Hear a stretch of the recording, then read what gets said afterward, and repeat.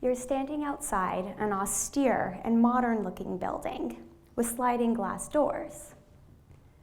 You notice a group of odd-looking people standing there. They're a little disparate. They don't really seem to match. They also seem to be looking for something. Some peer into the tops of what few trees and shrubs there actually are. Still others walk in circles around those mesh tree baskets. Some of them even sit on the ground, pawing between the rocks as if looking for a lost earring. Nearby, you notice two women in business casual attire. They're chatting with each other, but they keep allowing their gaze to look out over the group. They have a look on their face of slight curiosity and also a little bit of consternation. They keep getting distracted by one member in particular. This girl flits about the group as if orchestrating the search. She talks very quietly and smiles constantly.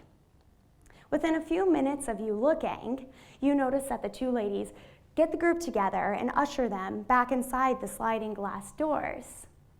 But before they go in, one of the women sticks her head back out, looks around to make sure that no one is still outside, and then the doors close. Above them, you finally notice a sign that says Eating Recovery Center of Denver. I'm here today to tell you a story of one small section of my life because I learned a very important lesson in that time.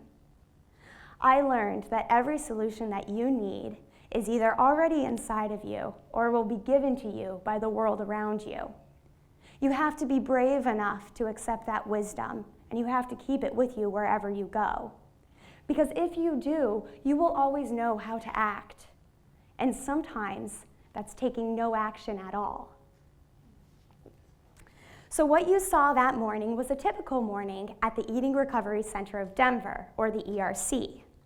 Myself and the other patients had just finished breakfast in the wide windowed dining room. We started that meal the same way we start every meal, with the Serenity Prayer. If any of you have been drug addicts or alcoholics, feel free to join me. God, grant me the serenity to accept the things I cannot change, the courage to change the things I can, and the wisdom to know the difference. Mornings were also special because we got to read the day's horoscope. Today, dear Libra, you will go on a grand adventure. At our other 2 meals and 3 snacks, we were mostly expected to speak the whole time with each other. This was one of the ways that we learned how to eat normally again. We were monitored by a compassionate member of the staff at the head of the table. They would make sure that we weren't moving our food around our plate or trying to hide it beneath our napkins or eating too quickly or eating too slowly or refusing to eat at all. Those people were asked to stay afterward, sitting alone at the table and drinking this chocolatey sludge-like mixture normally reserved for malnourished children. And the people who refused to do that time and time again were eventually fed through a tube in their stomach. Mornings were also special because if you had behaved throughout the morning, you got to go outside, as I explained. What that privilege meant was that you had submitted yourself to see-through hospital gowns and stood on a scale under the watchful gaze of staff, that you had resisted the urge to vomit or exercise in the shower, and that you had gone back to your room and put on your clothes and you didn't go back to bed, and you ate breakfast. Then you were allowed to take a walk in the weak morning sun, thankfully multiplied by the pavement. This was not Shawshank Redemption, even if it looked like that. This was the biggest blessing of my life, because it was here that I learned what scavenging for delight really means.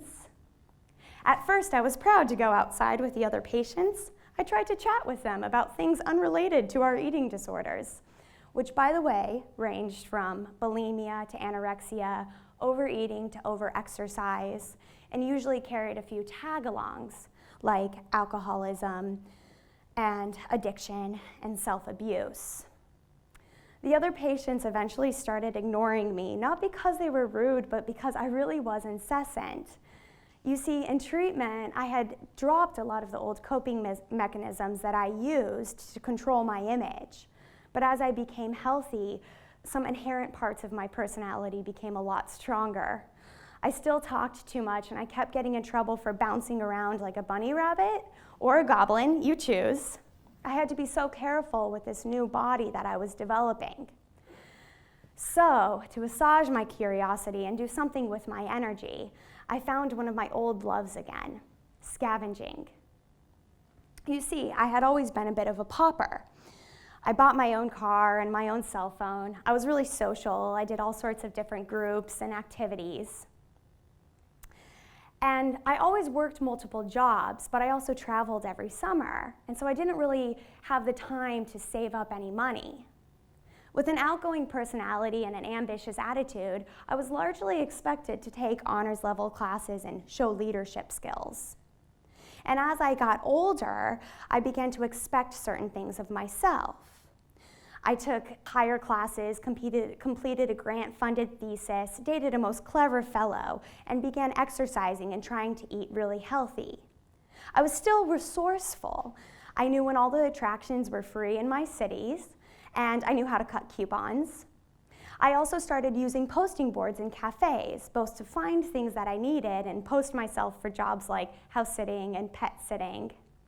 Much to my mother's dismay, I populated entire rooms in my apartment with things I found in the alleyway, and I only wore clothes gifted to me by friends that they didn't want anymore.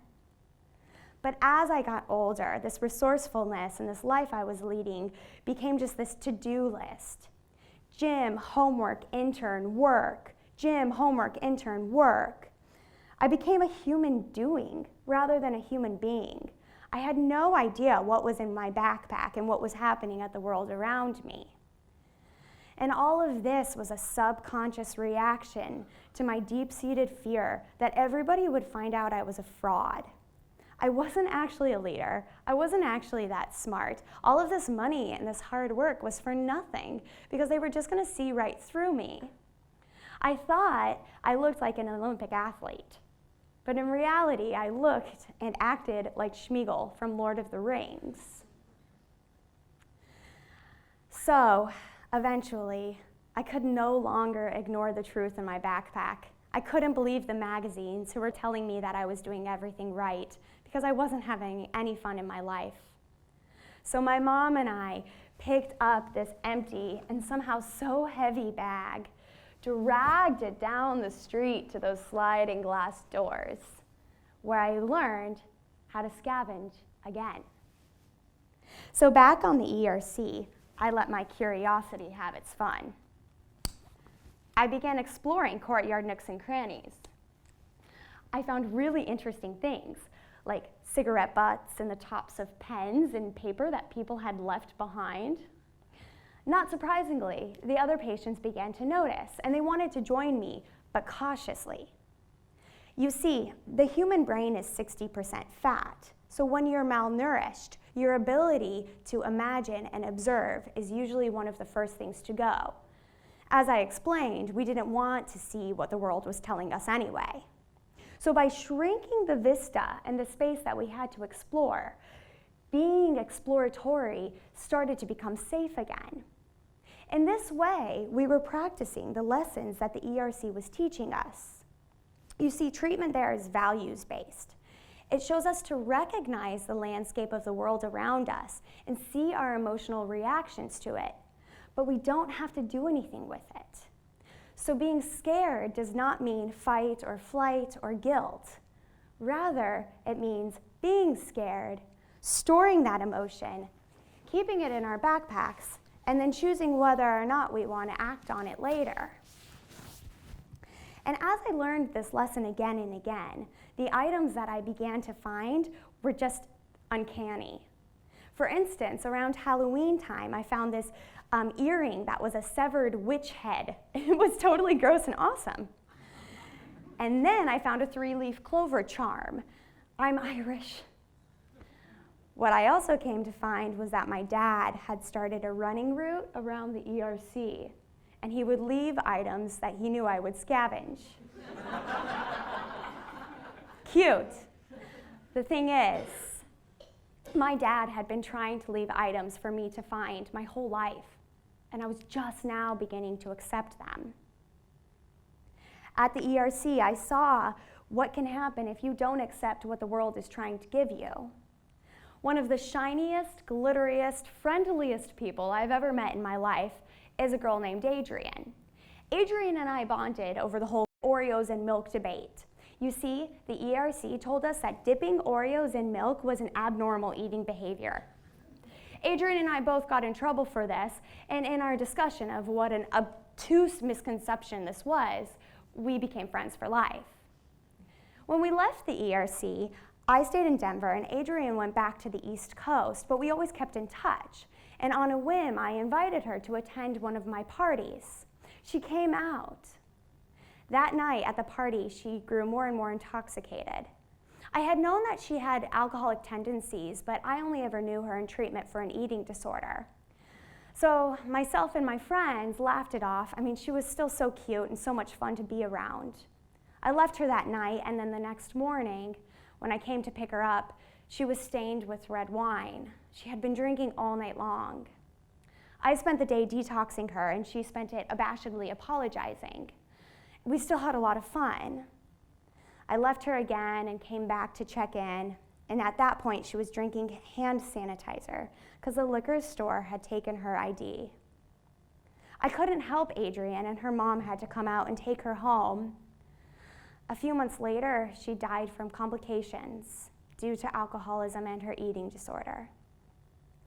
The thing is that Adrienne taught me more about finding delight than like anybody else did. Adrienne knew how to take care of herself. She knew how to giggle through everything. She contributed so much to my backpack. But Adrienne was ignoring the truth of her own backpack. So I keep her with me, always. However, the ERC is also a testament that if you scavenge small and cautious and slow, you can be healthy in your recovery. One of my friends, Whitney, was having kind of a hard time one day, so I told her to look in just this like tiny patch of grass. There weren't many. And within a couple seconds, she screamed, "Ladybugs!" We had found this colony of ladybugs, and we said they were a family. We named them as if we could tell the difference, and we visited them every day. When Whitney left the ERC, she gave me a pair of socks with ladybugs on them. You can guess where I keep those today. As you may note, this voice is not bred in Totnes. No, I am now officially an international citizen, having lived in the UK for over a year and a half. I plan to move somewhere next, and I fundamentally believe that I am equipped to deal with the challenging life that is life overseas because of the lessons that I learned in treatment. I know that if I get scared and things become challenging, I can stop. I can swing my backpack off my back, I can set it down, and I can scavenge its contents. And if what I need isn't there, then I can set it aside and I can look at the ground in front of me. And if what I need isn't there, then I can sit back and relax because my dad is probably gonna run by. So, this is my lesson to you. Keep a backpack. Scavenge for delight. Be brave enough to accept the wisdom that the world gives you. Keep all your emotions and all your reactions and all your reactions and all the items you find inside of your bag. Because if you do, you will always have what you need. You will always know what to do. Thank you.